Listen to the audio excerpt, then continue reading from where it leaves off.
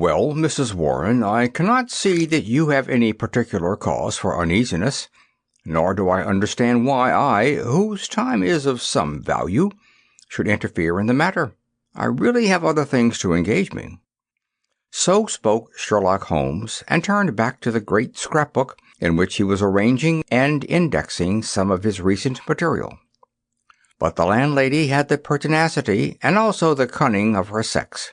She held her ground firmly. "You arranged an affair for a lodger of mine last year," she said, "Mr. Fairdale Hobbs." "Ah, yes, a simple matter."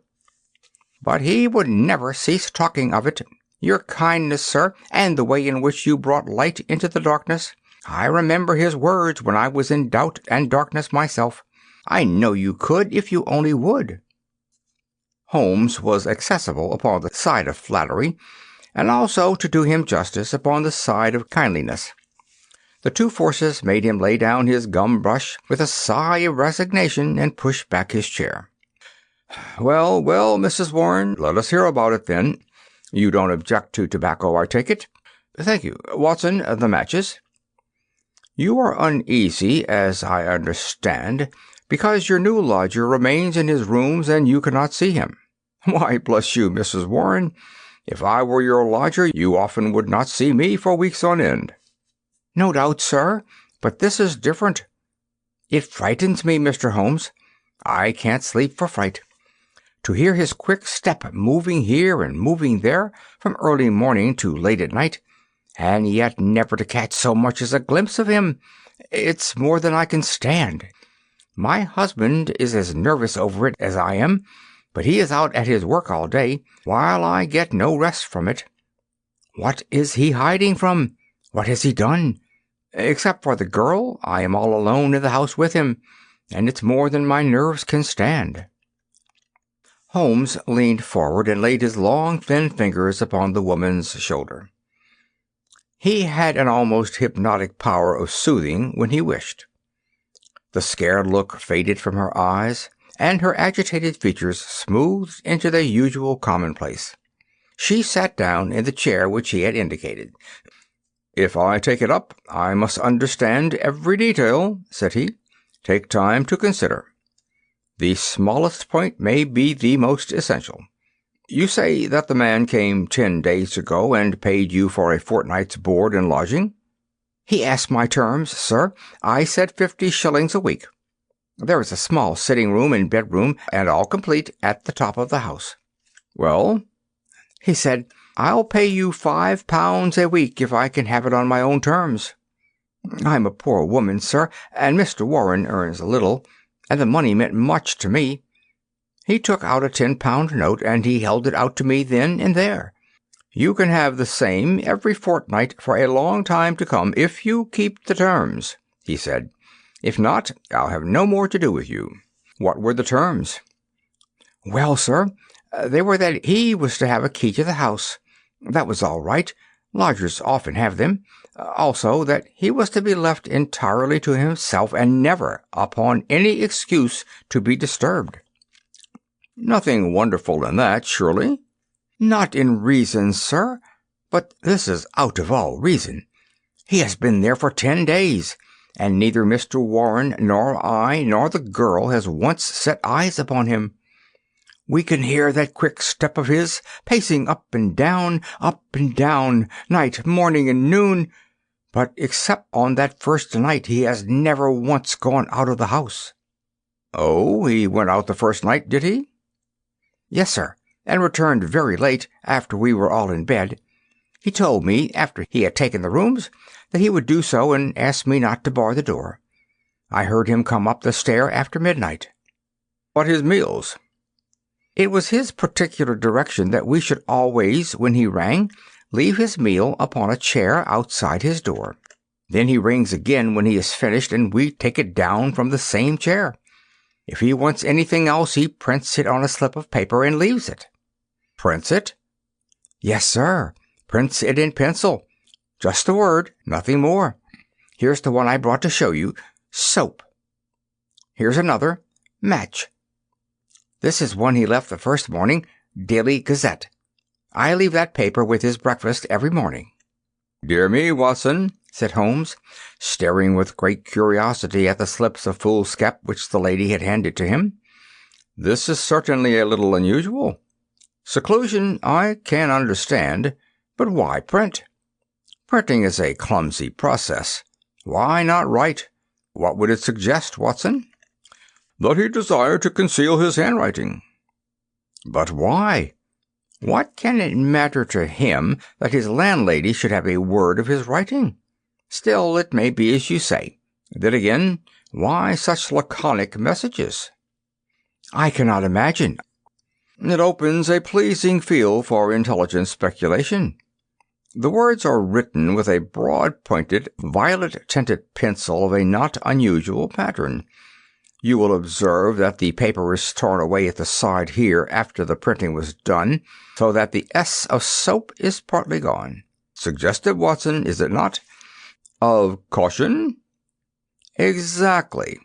There was evidently some mark, some thumbprint, something which might give a clue to the person's identity.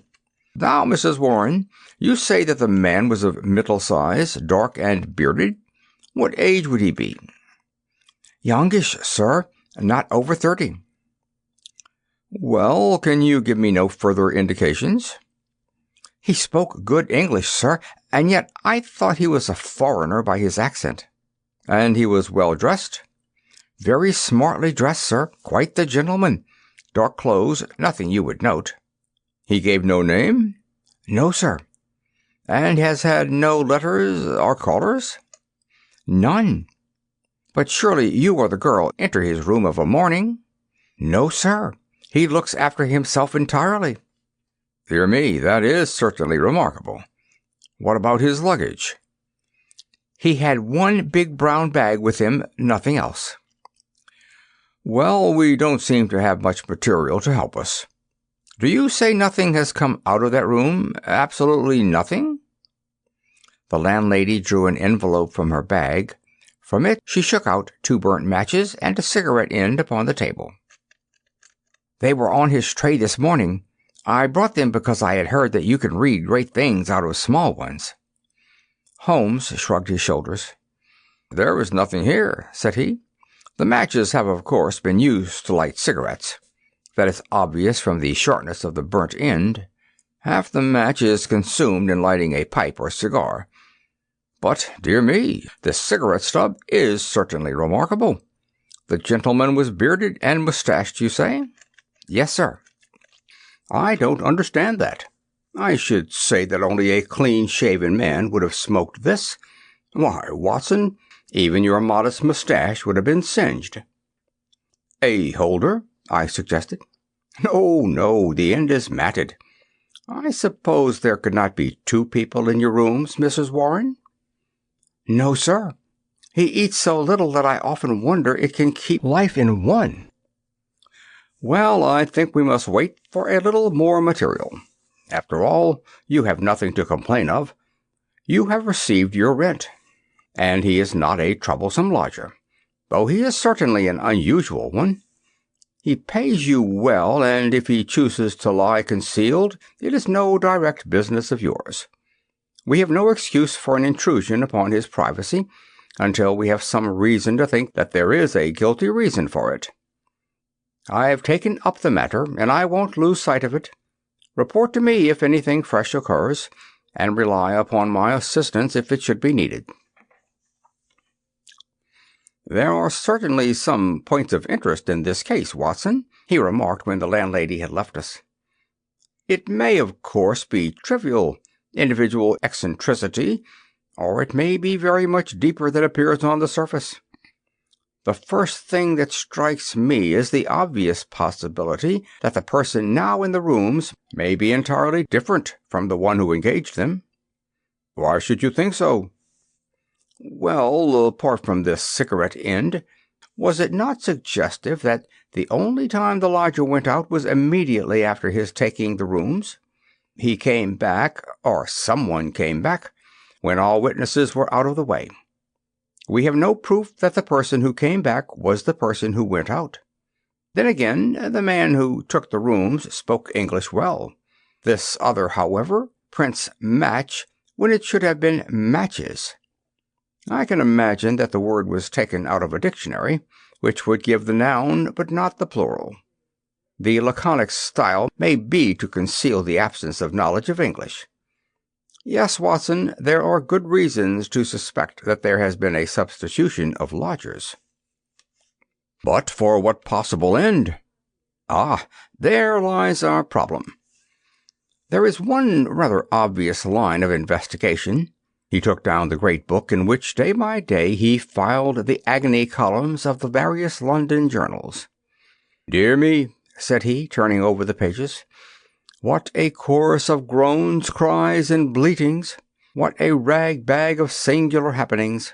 But surely the most valuable hunting ground that ever was given to a student of the unusual. This person is alone and cannot be approached by letter without a breach of that absolute secrecy which is desired. How is any news or any message to reach him from without?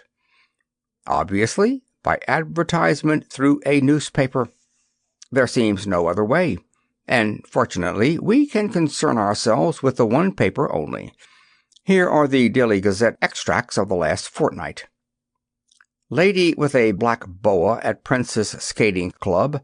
That we may pass. Surely Jimmy will not break his mother's heart. That appears to be irrelevant.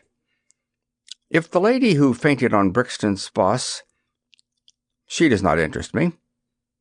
Every day my heart longs. Bleat, Watson, unmitigated bleat. Ah, this is a little more possible. Listen to this. Be patient. We'll find some means of communications. Meanwhile, this column, G. That is 2 days after Mrs. Warren's lodger arrived. It sounds plausible, does it not?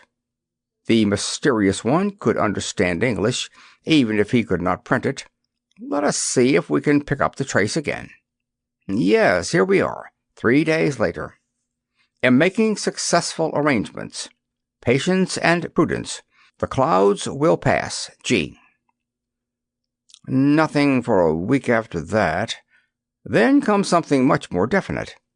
The path is clearing. If I find chance signal message, remember code agreed, 1A, 2B, and so on. You will hear soon. G. That was in yesterday's paper, and there is nothing in today's. It's all very appropriate to Mrs. Warren's lodger. If we wait a little, Watson, I don't doubt that the affair will grow more intelligible. So it proved. For in the morning I found my friend standing on the hearthrug with his back to the fire and a smile of complete satisfaction upon his face. "How's this, Watson?" he cried, picking up the paper from the table. "High red house with white stone facings, 3rd floor, 2nd window left. After dusk. G." That is definite enough. I think after breakfast we must make a little reconnaissance of Mrs. Warren's neighborhood. Ah, Mrs. Warren, what news do you bring us this morning? Our client had suddenly burst into the room with an explosive energy which told of some new and momentous development. "It's a police matter, Mr. Holmes," she cried. "I'll have no more of it. He shall pack out of there with his baggage. I would have gone straight up and told him so, only I thought it was but fair to you to take your opinion first. But I'm at the end of my patience, and when it comes to knocking my old man about—" "Knocking Mr. Warren about?" "Using him roughly, anyway." "But who used him roughly?" "Ah, that's what we want to know. It was this morning, sir. Mr. Warren is a timekeeper at Morton and Waylight's, in Tottenham Court, sir. He has to be out of the house before 7.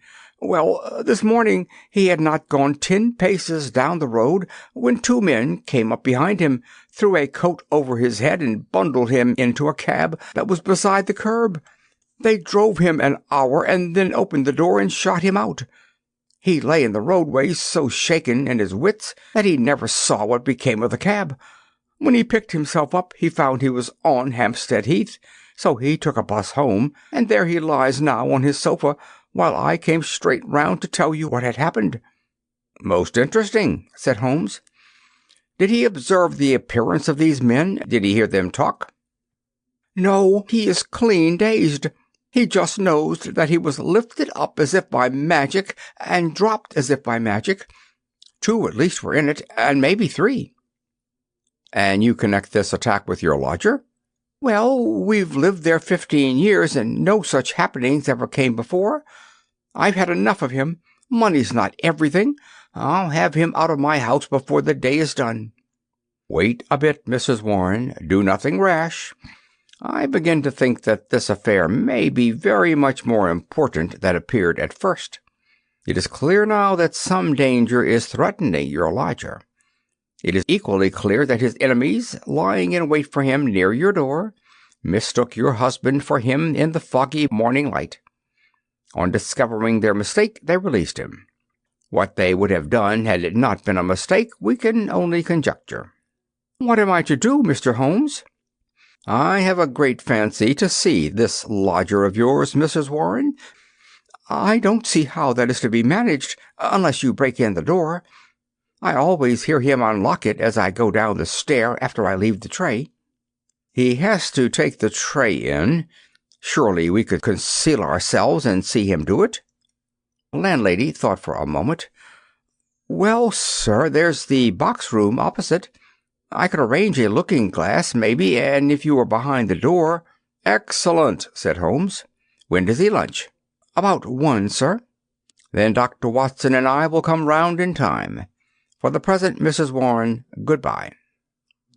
At 12:30 we found ourselves upon the steps of Mrs. Warren's house, a high, thin, yellow brick edifice in Great Orme Street, a narrow thoroughfare at the northeast side of the British Museum. Standing as it does near the corner of the street, it commands a view down Howe Street, with its more pretentious houses. Holmes pointed with a chuckle to one of these, a row of residential flats, which projected so that they could not fail to catch the eye. See, Watson, said he, high red house with stone facings. There is the signal station, all right. We know the place and we know the code, so surely our task should be simple. There is a to let card in that window. It is evidently an empty flat to which the confederate has access. Well, Mrs. Warren, what now? I have it all ready for you. If you will both come up and leave your boots below on the landing, I'll put you there now. It was an excellent hiding place which she had arranged. The mirror was so placed that, seated in the dark, we could very plainly see the door opposite. We had hardly settled down in it, and Mrs. Warren left us, when a distant tinkle announced that our mysterious neighbor had rung. Presently the landlady appeared with the tray, laid it down upon a chair beside the closed door, and then, treading heavily, departed. Crouching together in the angle of the door, we kept our eyes fixed upon the mirror. Suddenly, as the landlady's footsteps died away, there was the creak of a turning key, the handle revolved, and 2 thin hands darted out and lifted the tray from the chair. An instant later it was hurriedly replaced, and I caught a glimpse of a dark, beautiful, horrified face glaring at the narrow opening of the box-room. Then the door crashed to. The key turned once more, and all was silence. Holmes twitched my sleeve, and together we stole down the stair. I will call again in the evening, said he to the expectant landlady. I think, Watson, we can discuss this business better in our own quarters. My surmise, as you saw, proved to be correct, said he, speaking from the depths of his easy-chair. There has been a substitution of lodgers. What I did not foresee is that we should find a woman, and no ordinary woman, Watson. She saw us. Well, she saw something to alarm her, that is certain. The general sequence of events is pretty clear, is it not? A couple seek refuge in London from a very terrible and instant danger. The measure of that danger is the rigor of their precautions. The man, who has some work which he must do, desires to leave the woman in absolute safety while he does it. It is not an easy problem, but he solved it in an original fashion, and so effectively that her presence was not even known to the landlady who supplies her with food. The printed messages, as is now evident, were to prevent her sex from being discovered by her writing. The man cannot come near the woman, or he will guide their enemies to her. Since he cannot communicate with her direct, he has recourse to the agony column of a paper. So far, all is clear. But what is at the root of it? Ah, yes, Watson, severely practical as usual. What is at the root of it all? Mrs. Warren's whimsical problem enlarges somewhat and assumes a more sinister aspect as we proceed. This much we can say. That is no ordinary love escapade. You saw the woman's face at the sign of danger. We have heard, too, of the attack upon the landlord, which was undoubtedly meant for the lodger. These alarms and the desperate need for secrecy argue that the matter is one of life or death. The attack upon Mr. Warren further shows that the enemy, whoever they are themselves not aware of the substitution of the female lodger for the male. It is very curious and complex, Watson. Why should you go further in it? What have you got to gain from it? What, indeed? It is art for art's sake, Watson. I suppose when you doctored, you found yourself studying cases without thought of a fee? For my education, Holmes? Education never ends, Watson. It is a series of lessons with the greatest for the last. This is an instructive case. There is neither money nor credit in it, and yet one would wish to tidy it up. When dusk comes, we should find ourselves one stage advanced in our investigation. When we returned to Mrs. Warren's rooms, the gloom of a London winter evening had thickened into one gray curtain, a dead monotone of color, broken only by the sharp yellow squares of the windows and the blurred halos of the gas lamps. As we peered from the darkened sitting-room of the lodging-house, one more dim light glimmered high up through the obscurity. "Someone is moving in that room," said Holmes in a whisper, his gaunt and eager face thrust forward to the window-pane. "Yes, I can see his shadow. There he is again. He has a candle in his hand. Now he is peering across. He wants to be sure that she is on the lookout. Now he begins to flash. Take the message also, Watson, that we may check each other.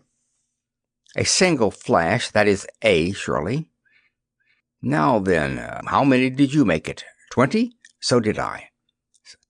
That should mean T. A-T, at, that's intelligible enough. Another T. Surely this is the beginning of a second word. Now then, T-E-N-T-A. Dead stop. That can't be all, Watson. Tinta gives no sense. Nor is it any better as 3 words. At, tin, ta, unless T-A are a person's initials. There it goes again. What's that? A-T-T-E. Why, it is the same message over again. Curious, Watson, very curious. Now he is off once more. A-T, why, he is repeating it for the 3rd time. A-T-T-E-N-T-A 3 times. How often will he repeat it? No, that seems to be the finish. He has withdrawn from the window. What do you make of it, Watson? A cipher message, Holmes. My companion gave a sudden chuckle of comprehension. And not a very obscure cipher, Watson, said he. Why, of course, it is Italian. A means that it is addressed to a woman. Beware, beware, beware. How's that, Watson? I believe you have hit it. No doubt of it. It is a very urgent message, thrice repeated to make it more so. But beware of what? Wait a bit. He is coming to the window once more. Again we saw the dim silhouette of a crouching man and the whisk of the small flame across the window as the signals were renewed. They came more rapidly than before, so rapid that it was hard to follow them. P-E-R-I-C-O-L-O. Pericolo. Hey, what's that, Watson? Danger, isn't it? Yes, by Jove, it's a danger signal. There he goes again. P-E-R-I. Hello? What on earth? The light had suddenly gone out. The glimmering square of window had disappeared, and the third floor formed a dark band round the lofty building with its tiers of shining casements. The last warning cry had been suddenly cut short. How, and by whom? The same thought occurred on the instant to both of us. Holmes sprang up from where he crouched by the window. "This is serious, Watson," he cried. "There is some devilry going forward. Why should such a message stop in such a way? I should put Scotland Yard in touch with this business, and yet it is too pressing for us to leave. Shall I go for the police? We must define the situation a little more clearly. It may bear some more innocent interpretation. Come, Watson, let us go across ourselves and see what we can make of it." As we walked rapidly down Howe Street, I glanced back at the building which we had left. There, dimly outlined at the top window, I could see the shadow of a head, a woman's head, gazing tensely, rigidly, out into the night, waiting with breathless suspense for the renewal of that interrupted message. At the doorway of the Howe Street flats, a man, muffled in a cravat and greatcoat, was leaning against the railing. He started as the hall light fell upon our faces. "Holmes!" he cried. "Why, Gregson!" said my companion as he shook hands with the Scotland Yard detective. "Journeys end with lovers' meetings. What brings you here?" "The same reason that brings you, I expect," said Gregson. "How you got on to it, I can't imagine. Different threads, but leading up to the same tangle. I've been taking the signals." "Signals?" "Yes, from that window. They broke off in the middle. We came over here to see the reason, but since it is safe in your hands, I see no object in continuing this business." "Wait a bit," cried Gregson eagerly. "I'll do you this justice, Mr. Holmes, that I was never in a case yet that I didn't feel stronger for having you on my side. There's only one exit to these flats, so we have him safe." "Who is he?" "Well, well, we score over you for once, Mr. Holmes. You must give us best this time." He struck his stick sharply upon the ground, on which a cabman, his whip in hand, sauntered over from a four-wheeler which stood on the far side of the street. "May I introduce you to Mr. Sherlock Holmes?" he said to the cabman. "This is Mr. Leverton of Pinkerton's American Agency." "The hero of the Long Island Cave Mystery," said Holmes. "Sir, I am pleased to meet you." The American, a quiet, businesslike young man with a clean-shaven, hatchet face, flushed up at the words of commendation. "I am on the trail of my life now, Mr. Holmes," said he. "If I can get Georgiano—" "What? Georgiano of the Red Circle?" "Oh, he has a European fame, has he? Well, we've learned all about him in America. We know he is at the bottom of 50 murders, and yet we have nothing positive we can take him on. I tracked him over from New York, and I've been close to him for a week in London, waiting some excuse to get my hands on his collar. Mr. Gregson and I ran him to ground in that big tenement house, and there's only one door, so he can't slip us. There's 3 folk come out since he went in, but I'll swear he wasn't one of them." "Mr. Holmes talks of signals," said Gregson. "I expect, as usual, he knows a good deal that we don't." In a few clear words, Holmes explained the situation as it had appeared to us. The American struck his hands together with vexation. "He's on to us!" he cried. "Why do you think so?" "Well, it figures out that way, does it not? Here he is, sending out messages to an accomplice. There are several of his gang in London. Then suddenly, just as, by your account, he was telling them there was danger, he broke short off. What could it mean except that from the window he had suddenly either caught sight of us in the street, or in some way come to understand how close the danger was, and that he must act right away if he was to avoid it? What do you suggest, Mr. Holmes?" "That we go up at once and see for ourselves." "But we have no warrant for his arrest." "He is in unoccupied premises under suspicious circumstances," said Gregson. That is good enough for the moment. When we have him by the heels, we can see if New York can't help us to keep him. I'll take the responsibility for arresting him now. Our official detectives may blunder in the matter of intelligence, but never in that of courage.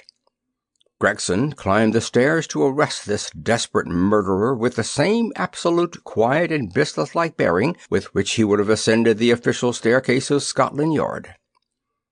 The Pinkerton man had tried to push past him, but Gregson had firmly elbowed him back. London dangers were the privilege of the London force. The door of the left-hand flat upon the third landing was standing ajar. Gregson pushed it open. Within, all was absolute silence and darkness. I struck a match and lit the detective's lantern. As I did so, and as the flicker steadied into a flame, we all gave a gasp of surprise. On the deal boards of the carpetless floor there was outlined a fresh track of blood. The red steps pointed toward us and away from an inner room, the door of which was closed. Gregson flung it open and held his light full blaze in front of him, while we all peered eagerly over his shoulders. In the middle of the floor of the empty room was huddled the figure of an enormous man, his clean-shaven, swarthy face grotesquely horrible in its contortion, and his head encircled by a ghastly crimson halo of blood, lying in a broad, wet circle upon the white woodwork. His knees were drawn up, his hands thrown out in agony, and from the center of his broad, brown, upturned throat there projected the white haft of a knife, driven blade deep into his body. Giant as he was, the man must have gone down like a pole-axed ox before that terrific blow. Beside his right hand a most formidable horn-handled, two-edged dagger lay upon the floor, and near it a black kid glove. "By George, it's Black Georgiano himself!" cried the American detective. "Someone has got ahead of us this time." "Here is the candle in the window, Mr. Holmes," said Gregson. "Why, whatever are you doing?"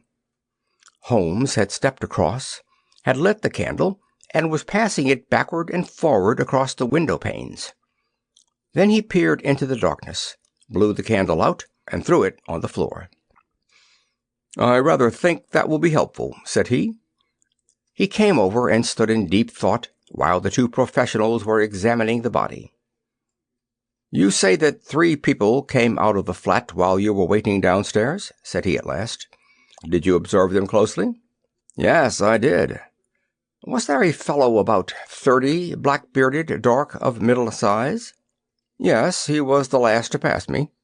"That is your man, I fancy." "I can give you his description, and we have a very excellent outline of his footmark. That should be enough for you." "Not much, Mr. Holmes, among the millions of London." "Perhaps not. That is why I thought it best to summon this lady to your aid." We all turned round at the words. There, framed in the doorway, was a tall and beautiful woman, the mysterious lodger of Bloomsbury. Slowly she advanced, her face pale and drawn with a frightful apprehension. Her eyes fixed and staring, her terrified gaze riveted upon the dark figure on the floor. "You have killed him," she muttered. "Oh, Dio mio, you have killed him."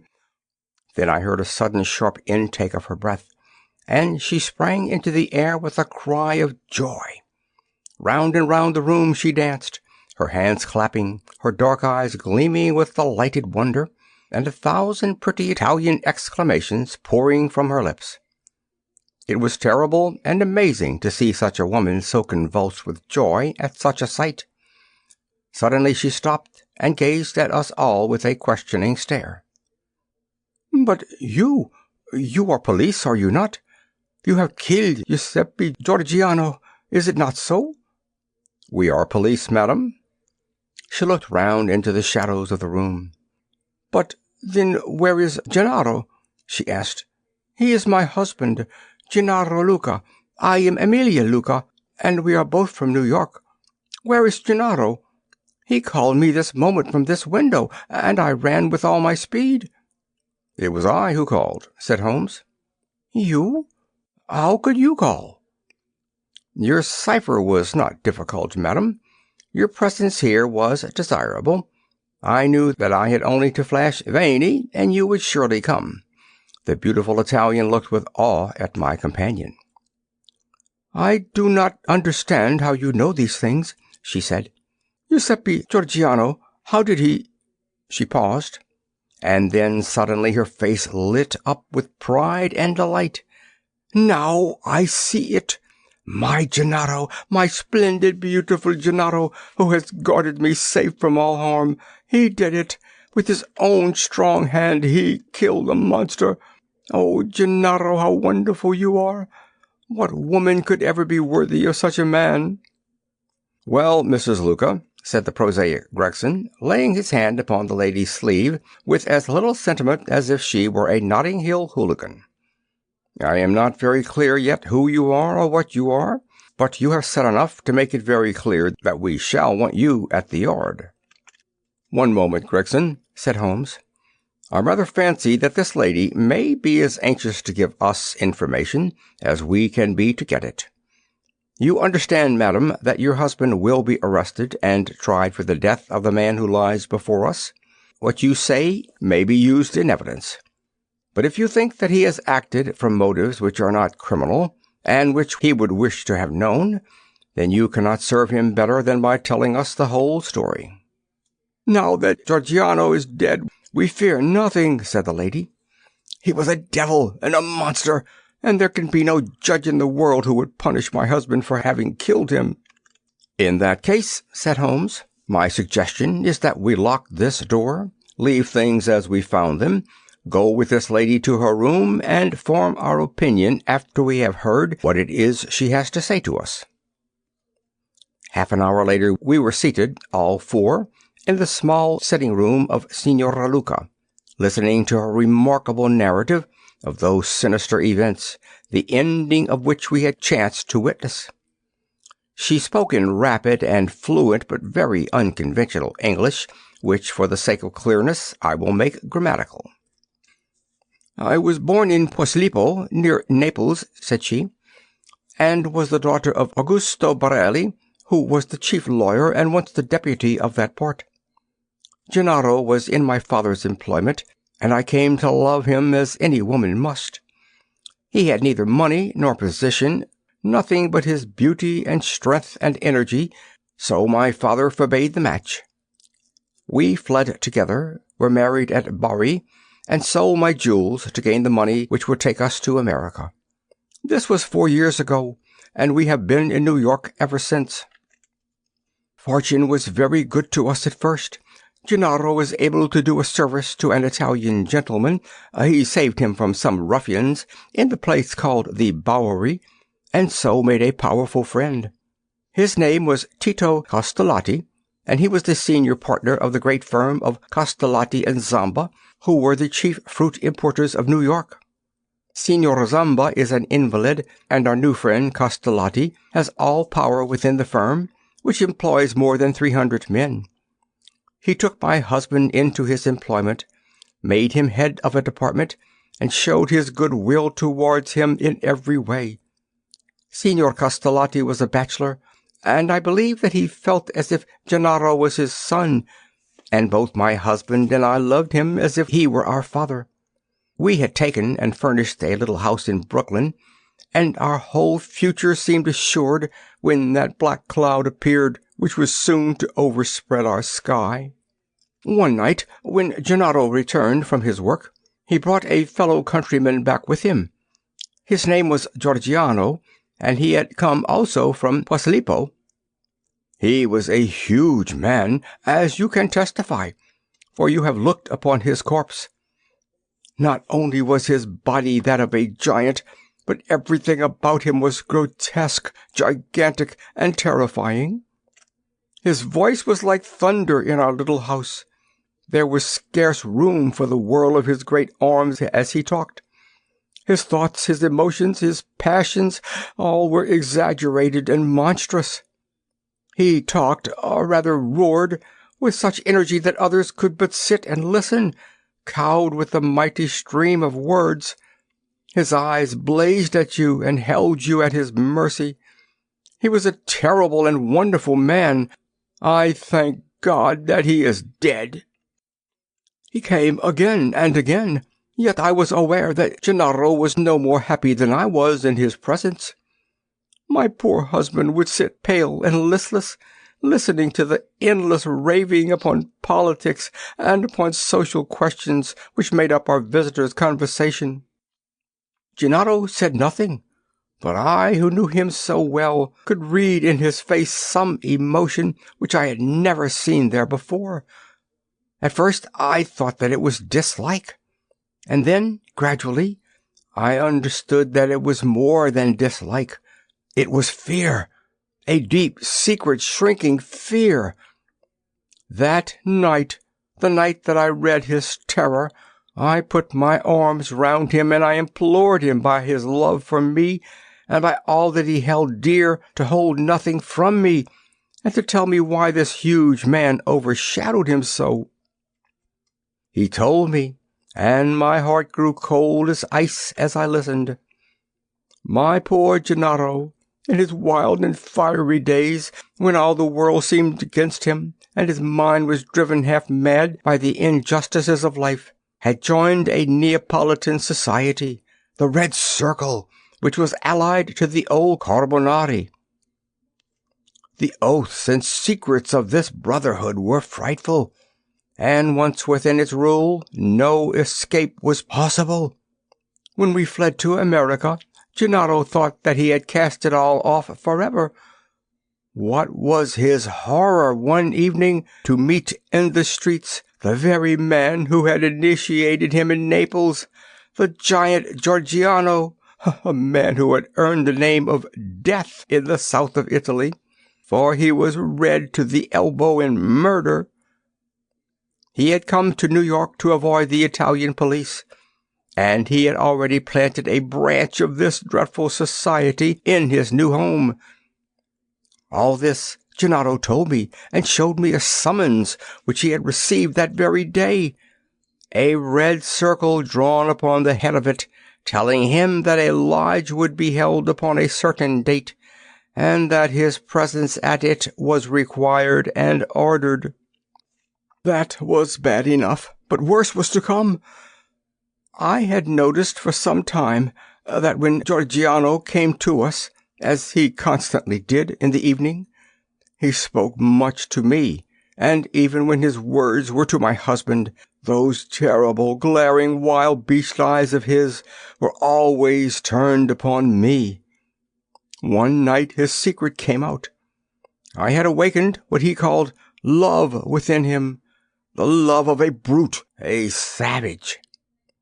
Gennaro had not yet returned when he came. He pushed his way in, seized me in his mighty arms, hugged me in his bear's embrace, covered me with kisses, and implored me to come away with him. I was struggling and screaming when Gennaro entered and attacked him. He struck Gennaro senseless and fled from the house which he was never more to enter. It was a deadly enemy that we made that night. A few days later came the meeting. Gennaro returned from it with the face which told me that something dreadful had occurred. It was worse than we could have imagined possible. The funds of the society were raised by blackmailing rich Italians and threatening them with violence should they refuse the money. It seems that Castellotti, our dear friend and benefactor, had been approached. He had refused to yield to threats, and he had handed the notices to the police. It was resolved now that such an example should be made of them as would prevent any other victim from rebelling. At the meeting it was arranged that he and his house should be blown up with dynamite.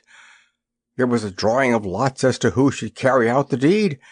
Gennaro saw our enemy's cruel face smiling at him as he dipped his hand in the bag. No doubt it had been prearranged in some fashion, for it was the fatal disc with the red circle upon it, the mandate for murder which lay upon his palm.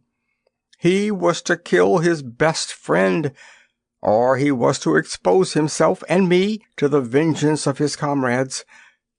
It was part of their fiendish system to punish those whom they feared or hated, by injuring not only their own persons but those whom they loved, and it was the knowledge of this which hung as a terror over my poor Gennaro's head and drove him nearly crazy with apprehension. All that night we sat together, our arms round each other, each strengthening each for the troubles that lay before us. The very next evening had been fixed for the attempt.